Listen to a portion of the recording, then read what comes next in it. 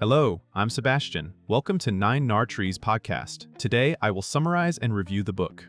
Columbine by Dave Cullen is a deeply researched narrative account of the 1999 Columbine High School shooting and the years of confusion, rumor, and cultural myth-making that followed.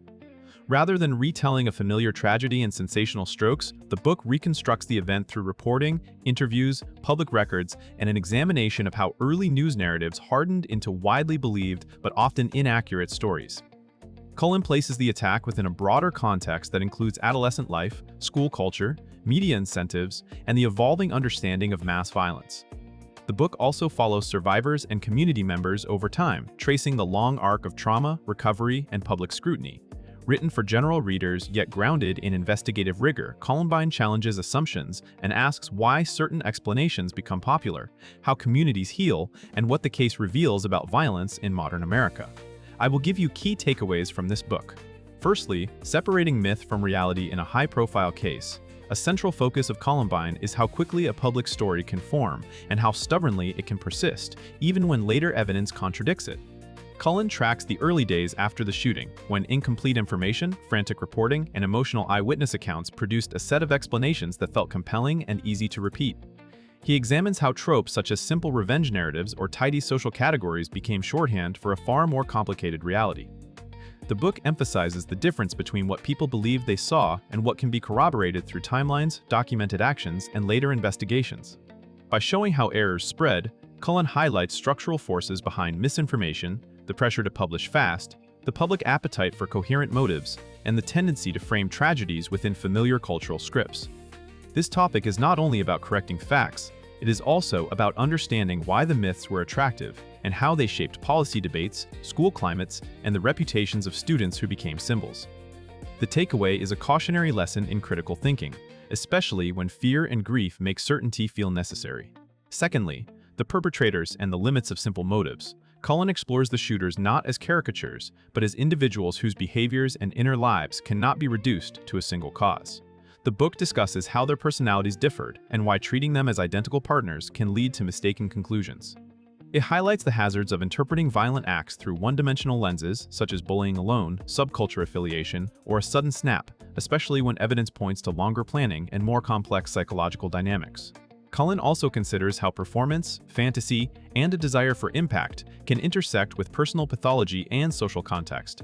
Without presenting a neat formula, the narrative shows how investigators and commentators wrestled with motive, warning signs, and the offender's self-presentation.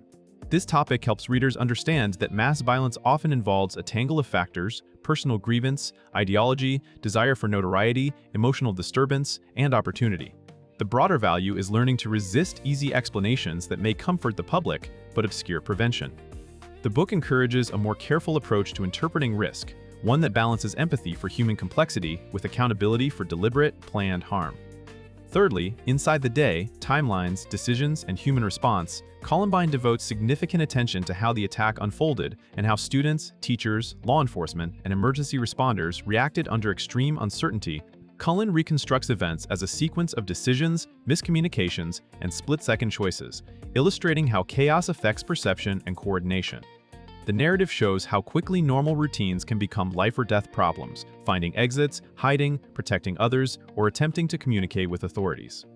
It also examines the operational challenges faced by first responders, including limited information, the fear of additional threats, and the difficulty of moving from containment to rescue. By focusing on process rather than spectacle, the book helps readers understand why outcomes can hinge on small moments and why initial reports often contain inaccuracies. This topic also sheds light on how communities later interpret those moments, sometimes turning complex circumstances into simple judgments about heroism, failure, or blame. For readers, the value lies in appreciating the realities of crisis response and the importance of training, clear protocols, and communication systems. The account demonstrates that in emergencies, human behavior spans the full range: courage, confusion, improvisation, and endurance. Fourthly, the survivors, the community, and the long aftermath. Beyond the day of the shooting, Cullen follows the aftermath as a multi-year process of grief, recovery, and public exposure. The book explores how survivors and families cope with trauma, how a community rebuilds routines, and how commemorations and anniversaries reopen wounds. It considers the psychological toll of living under a national spotlight, where personal stories can be amplified, simplified, or disputed. Cullen highlights the unevenness of healing. Some individuals find ways to integrate the experience into their lives, while others struggle with lasting anxiety, depression, or complicated grief. The narrative also touches on tensions that can arise in collective recovery, including disagreements about memorials, narratives of meaning, and the desire for privacy versus the public demand for answers.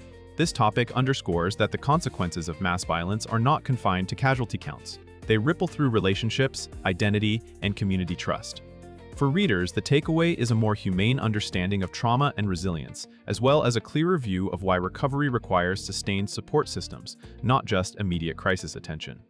The book suggests that listening carefully to survivors is essential to any honest account of what happened and what it changed.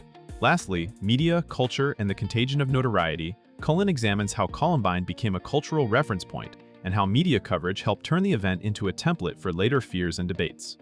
The book discusses the feedback loop between public fascination, continuous coverage, and the transformation of perpetrators into infamous figures.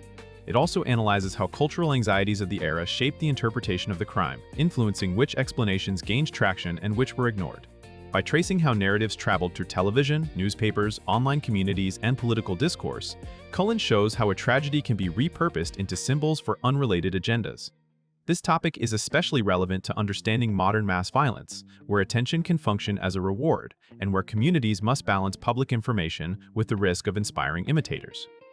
The book does not treat media as a single villain. It considers incentives, limitations, and the difficulty of responsible reporting during fast-moving crises. Readers gain insight into why accurate framing matters, how repeated myths can distort prevention efforts, and how cultural storytelling can shape memory more powerfully than evidence. The broader lesson is that public understanding is not automatic. It is constructed, and it can be improved with skepticism, patience, and accountability. In conclusion, Columbine is best suited for readers who want a fact-driven understanding of the Columbine shooting, including journalists, educators, parents, policy-minded citizens, and anyone trying to make sense of how mass violence is explained in public life. The book can benefit a reader by sharpening media literacy, demonstrating how misinformation spreads, and offering a more realistic view of motive, trauma, and long-term recovery. Its attention to aftermath also encourages empathy and a sustained perspective on healing rather than a brief focus on the moment of crisis.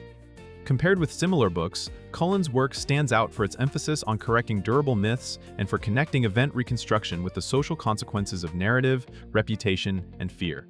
It aims to replace easy answers with careful reporting and contextual insight, helping readers think more responsibly about prevention, response, and remembrance. For those seeking a comprehensive, readable account that challenges conventional assumptions, it is a worthwhile purchase. If you would like to support Dave Cullen, you can buy the book through the Amazon link I've provided in the podcast description. After reading the book, please let me know what you think and share your thoughts. See you around.